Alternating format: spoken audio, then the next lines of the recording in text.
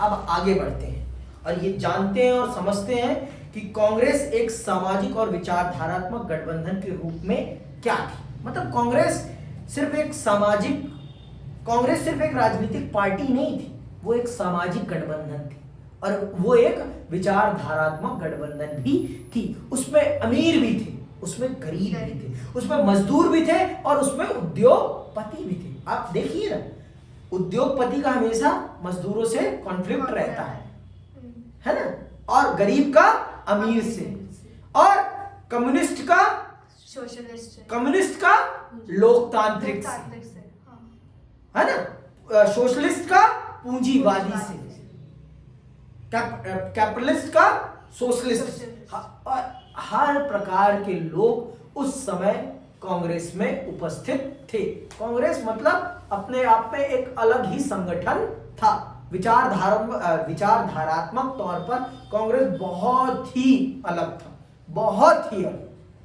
आगे सुनिए, आप यह बात पढ़ चुके हैं कि कांग्रेस का जन्म 1885 में हुआ था। उस वक्त यह नव शिक्षित, कामकाजी और व्यापारिक वर्गों का एक हित समूह भर थी, लेकिन 20वीं सदी में इसने जन आंदोलन का रूप ले लिया। इस वजह से कांग्रेस ने एक जनव्यापी राजनीतिक पार्टी का रूप लिया और राजनीतिक व्यवस्था में इसका दबदबा कायम हुआ। शुरू में कांग्रेस में अंग्रेजीदा, अगड़ी जाति, ऊंचेले मध्य वर्ग और शहरी अभिजन का बोलबाला था, लेकिन कांग्रेस ने जब भी सविनय अवज्ञा जैसे आंदोलन चलाए, उसका सामाजिक आधार बढ़ा। कांग्रेस ने परस्पर विरोधी हितों के कई समूहों को एक साथ जोड़ा। मतलब जब शुरू में बनी तो ये शिक्षित लोगों का, अपर कास्ट लोगों का दल था, लेकिन जब से इसमें गांधी आए, जब से इसमें गांधी सम्मिलित हुए, मतलब जो रूट लेवल के नेता थे, जब से वो सम्मिलित हुए, इसकी पूरी दशा ही बदल गई। ये दल इस देश की माटी से जुड़ा दल बन गया, इस देश का प्रतिनिधि बन गया। कौन? कांग्रेस। मतलब देश का हर वर्ग इस राजनीतिक दल का सदस्य बन गया। अमीर से अमीर, गरीब से गरीब, मजदूर से मजदूर और बड़े से बड़ा उद्योगपति, सब इसके सदस्य बन गए और इसके साथ मिलकर काम करने लगे। एक दूसरे के विपरीत व्यक्ति भी इसके सदस्य थे विचारधारात्मक तौर पर। ठीक है। कांग्रेस में किसान और उद्योगपति, शहर के बाशिंदे और गांव के निवासी, मजदूर और मालिक एवं मध्य, निम्न और उच्च वर्ग तथा जाति सबको जगह मिली। धीरे धीरे कांग्रेस का नेतृत्व वर्ग भी विस्तृत हुआ। इसका नेतृत्व वर्ग अब उच्च वर्ग या जाति के पेशेवर लोगों तक ही सीमित नहीं रहा। इसमें खेती किसानी की बुनियाद वाले तथा गांव गिराने की तरफ रुझान रखने वाले नेता भी उभरे। आजादी के समय तक कांग्रेस एक सतरंगे सामाजिक संगठन की शक्ल अख्तियार कर चुकी थी और वर्ग, जाति, धर्म, भाषा तथा अन्य हितों के आधार पर इस सामाजिक संगठन से भारत की विविधता की नुमाइंदगी हो रही थी। मतलब भारत की विविधता आपको कांग्रेस में देखने को मिल रही थी। कांग्रेस पूरे भारत का प्रतिनिधित्व कर रही थी सामाजिक तौर पर, विचारधारात्मक तौर पर भी। हर प्रकार के विचार के लोग कांग्रेस में थे उस समय, हर प्रकार के विचार के। हर प्रकार में बोल रहा हूं तो मतलब हर प्रकार। सतरंगी छाता थी कांग्रेस उस समय की। क्या थी? सतरंगी छाता। फिर से सुन लो, क्या थी कांग्रेस? सतरंगी छाता। फिर बोलू, सतरंगी छाता। हर सामाजिक वर्ग, हर विचारधारा उस समय कांग्रेस में मौजूद थी। एक दूसरे के विपरीत सोचने वाले लोग भी कांग्रेस के सदस्य थे। समझ में आई बात? आगे सुन। इनमें से अनेक समूह ने अपनी पहचान को कांग्रेस के साथ एक एक में एक कर दिया। कई बार यह भी हुआ कि किसी समूह ने अपनी पहचान को कांग्रेस के साथ एक साथ नहीं किया और अपने अपने विश्वास को मानते हुए बतौर एक व्यक्ति या समूह के कांग्रेस के भीतर बने रहे। इस अर्थ में कांग्रेस एक विचारधारात्मक गठबंधन भी थी। कांग्रेस ने अपने अंदर क्रांतिकारी, अंडरलाइन कर लेना, किस विचार के लोगों को सम्मिलित कर रखा था? कांग्रेस ने अपने अंदर क्रांतिकारी और शांतिवादी, कंजर्वेटिव और रेडिकल, गर्मपंथी और नरमपंथी, दक्षिणपंथी, वामपंथी और हर धारा के मध्यम मार्गी को समाहित किया। मतलब भारत की हर विचार के लोग कांग्रेस के सदस्य थे।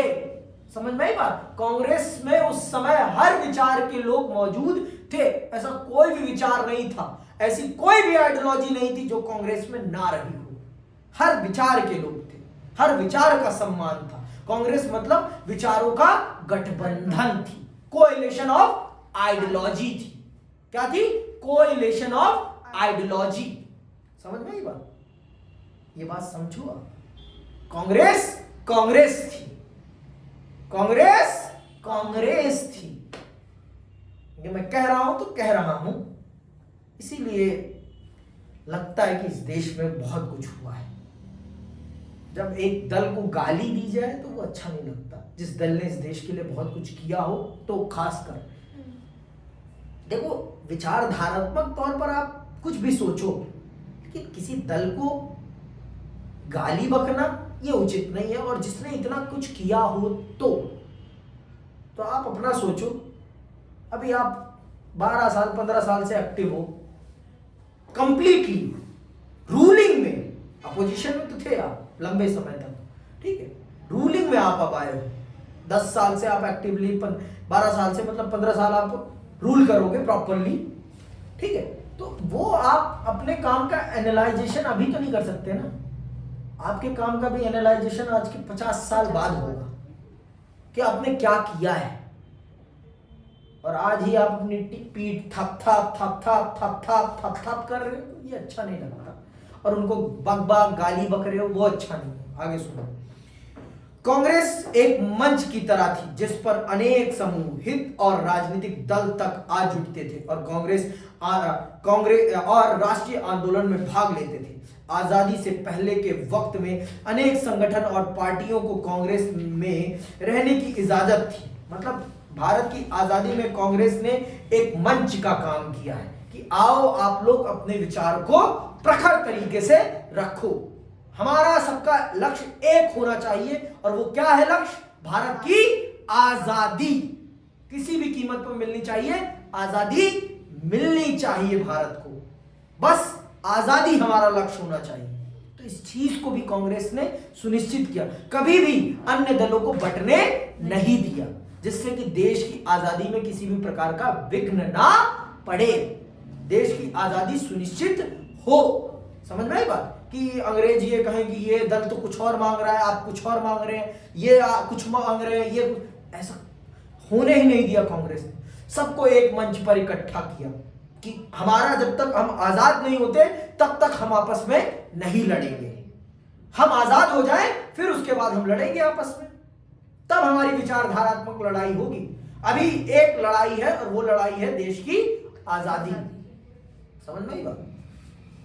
हालांकि इन संगठनों और पार्टियों ने अपने अपने संविधान थे, इनका सांगठनिक ढांचा भी अलग था। इनमें से कुछ बाद में कांग्रेस से अलग हो गए और विपक्षी दल बने। किसी खास पद्धति, कार्यक्रम या नीति को लेकर मौजूदा मतभेदों को कांग्रेस पार्टी सुलझा भले न पाए, लेकिन उन्हें अपने आप में मिलाए रखती थी और एक आम सहमति कायम कर लेती थी देश की आजादी के समय में। चाहे उनकी समस्या को आज समाधान कर पाए या ना कर पाए, लेकिन उन्हें अपने साथ समाहित रखती थी, जिससे कि देश टूटे ना, देश न टूटे, देश विखंडित ना हो। समझ में आई बात? देश की आजादी की लड़ाई में किसी भी प्रकार का मतभेद पैदा ना हो, ठीक है। गुटों में तालमेल और सहनशीलता। कैसे कांग्रेस ने सभी गुटों में तालमेल और सहनशीलता कायम करी, ये भी जान लेते हैं। कांग्रेस के गठबंधनी स्वभाव ने उसे एक असाधारण ताकत दी। पहली बात तो यह कि जो भी आए गठबंधन उसे अपने में शामिल कर लेता है। इस कारण गठबंधन को अतिवादी रुख अपनाने से बचना होता है और हर मतलब आपको फिर एक्सट्रीमिस्ट नहीं बनना होता कि हमारी आइडियोलॉजी मानेगा तभी तो हमारे साथ चलेगा। No never. आप दोस्त बना रहे हो, सबको लेके चलो, चाहे तेरी विचारधारा मुझसे मिलती हो या ना मिलती हो, कोई फर्क नहीं पड़ता। तू मेरा दोस्त है, दोस्त तू मेरा पहले है, आइडियोलॉजी बाद की बात है यार। आइडियोलॉजी मिले या ना मिले, दोस्त तो मेरा पहले है ना भाई। हाँ, अब चाहे हमारी मिले या ना मिले, बैठ के हम चर्चा तो कर ही सकते हैं ना, एक कप चाय तो पी ही सकते हैं, है ना? सही बात है ना? वो अलग चीज है और डिफरेंट होनी भी चाहिए। अगर राजनीति पढ़ो और आपकी आइडियोलॉजी में डिफरेंस ना हो तो फिर मजा कैसा? राजनीति तभी है ना जब विपक्ष भी मजबूत हो, पक्ष के साथ विपक्ष भी तगड़ा हो। कि एक मुक्का आप मारे तो उतना ही जोरदार मुक्का वो भी मारे उतना ही जोरदार मुक्का कि आपका जबड़ा हिल जाए। तब मजा आएगा। एक तरफा खेल में कहाँ मजा होता है, दो तरफे खेल में मजा होता है। जब वो भी ताकतवर, मुकाबला तो उसी मैच का होता है ना जब बराबरी का। जब आईपीएल में कौन सी दो टीमें भिड़ती हैं तो सबसे ज्यादा मजा आता है? जब आईपीएल में सीएसके और एमआई भिड़ती हैं, यही दो बड़ी टीमें है ना, इनके पास सबसे ज्यादा टाइटल्स हैं, इसलिए मैं बोल रहा हूँ क्योंकि इनके पास टाइटल्स हैं तो इसलिए। अब जब भारत और ऑस्ट्रेलिया का मैच होता है तब मजा आता है, तब लगता है कि दो तगड़ी टीमें भिड़ी हुई हैं। भारत और पाकिस्तान के मामले में तो मैच एक तरफा रहता है। स्वाभाविक सी बात है, जीतेंगे तो हम ही हैं एट द एंड। कोई भी मैच हो, इंडियन हॉकी टीम का मैच देखा है कभी? जब इंडियन हॉकी टीम ऑस्ट्रेलिया के साथ खेलती है ना, तब देखो मैच, तब मैच का रुझान देखो कितना तगड़ा होता है। उनके प्लेयर्स भी तगड़े, हमारे प्लेयर्स भी तगड़े। जब एक दूसरे के शोल्डर पे मारते हैं ना, शोल्डर, तब देखो क्या मजा आता है। मैच देख के मजा आता है कि वाह क्या खेले। हार जीत अलग चीज है लेकिन मजा आता है। फिर मुकाबला देखने में मजा आता है, एक तरफा चुनाव भी देखने में मजा नहीं आता। समझ में आई बात? जब अटका रहे सब चीजें, हार्ट बीट रुकी रहे, क्या होगा कुछ पता ही ना चल पाए, तब मजा आता है। आगे सुनो। सुलह समझौते के रास्ते पर चलना और सर्वसमावेशी होना गठबंधन की विशेषता होती है। इस रणनीति की वजह से विपक्ष कठिनाई में पड़ा। विपक्ष कोई बात कहना चाहे तो कांग्रेस की विचारधारा और कार्यक्रम में उसे तुरंत जगह मिल जाती थी। समझ रही हो आप? विपक्ष नाम मात्र का रहता, अपने आप में ही कांग्रेस पक्ष भी थी और अपने आप में ही विपक्ष थी। आप कहो तो आपका ही प्रश्न मेरे अंदर से कोई उठा देता था, तो आपके प्रश्न का कोई सवाल ही नहीं उठता था। संसद में उस समय कांग्रेस पर कांग्रेस के ही सांसद सवाल उठाते थे।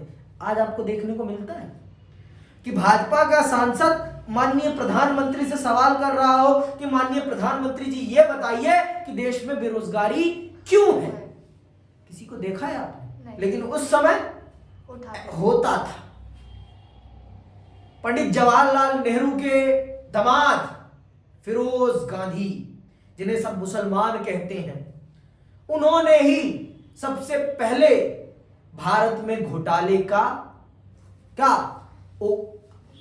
सवाल करा था कि आपके मंत्री साहब घोटाला कर रहे हैं और आप आंख बंद कर देख रहे हैं। प्रधानमंत्री जी, आज के समय पे है किसी की हिम्मत कि प्रधानमंत्री जी से पूछ ले कि भारत में कब तक चलेगा माननीय प्रधानमंत्री जी ये 5 किलो राशन का वितरण, कब तक बांटेंगे आप?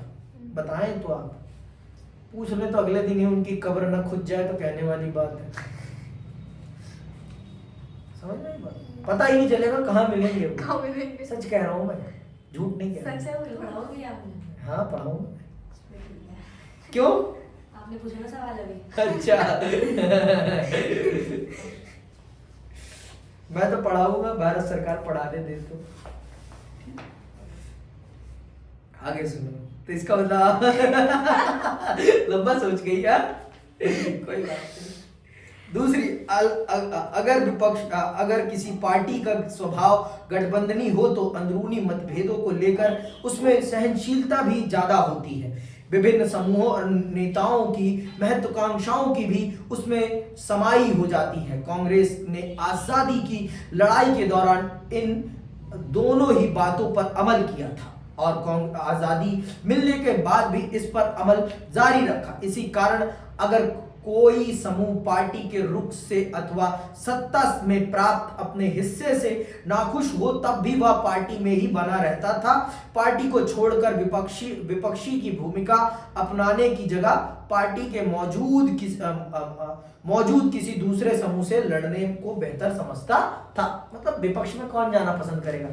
अब जो ऐसा तो नहीं है कि भाजपा में सब कुछ अच्छा ही चल रहा होगा, भाजपा में भी अंदरूनी गुट बने होंगे और उनके बीच फाइट होती है। ये हर जगह का है, किसी एक जगह का नहीं है। जो दल सत्ता में होता है उसके ही अपने ही अंदर पक्ष भी होते हैं और विपक्ष भी होते हैं, सब जगह है। कांग्रेस में भी है, हर पार्टी में ऐसा है। कोई भी ऐसी पार्टी नहीं है जहां ना हो ऐसा, ठीक है।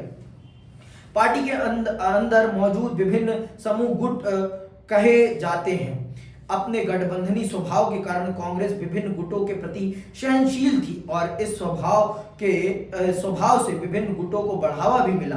कांग्रेस के विभिन्न गुटों में से कुछ विचारधारात्मक सरोकारों की वजह से बने थे, लेकिन अक्सर गुटों के बनने के पीछे व्यक्तिगत महत्वाकांक्षा तथा प्रतिस्पर्धा की भावना भी काम करती थी। ऐसे में अंदरूनी गुटबाजी कांग्रेस की कमजोरी बनने के बजाय उसकी ताकत साबित हुई।